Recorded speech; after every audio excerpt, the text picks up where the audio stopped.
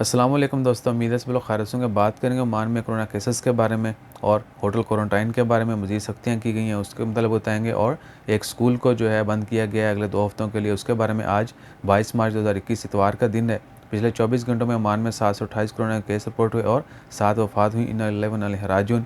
Oman में corona से वफ़ात पाने वालों की कुल तादाद 1629 हो चुकी है, जबकि कोरोना केसेस की कुल तादाद 1,51,528 है। रिकवरीज़ की तादाद जो है 1,39,442 है। और हॉस्पिटल में मरीज़ों की तादाद में बहुत ज़्यादा इजाफा हो गया। 356 मरीज़ अभी तक हॉस्पिटल में हैं और 104 मरीज़ आईसीयू में हैं, जबकि पिछले 24 घंटों में 72 मरीज़ों को हॉस्पिटल में एडमिट किया गया है। दुआ करें अल्लाह ताला तमाम मरीज़ों को शिफाए कामिला अता फ़रमाए और वफ़ात पाने वालों की मग़फ़िरत फ़रमाए, उनके लवाकिन को सब्र जमील अता करे।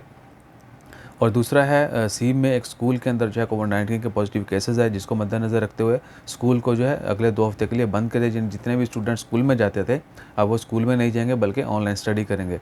इसके अलावा है कि गवर्नमेंट ने जो है बहुत दफ़ा पहले भी अनाउंसमेंट की थी, बहुत दफ़ा वॉयलेशन पर लोगों को पकड़ा भी जाता था, लेकिन होटल वालों के मतलब जो है अब ये बयान है कि अगर होटल में ये पाया गया कि आपने होटल की बुकिंग करवा ली है, लेकिन बंदा जिसने होटल की बुकिंग की है वो होटल में नहीं रहा, वो घर चला गया है, तो होटल का लाइसेंस भी मुअत्तल कर दिया जाएगा और जुर्माने होंगे।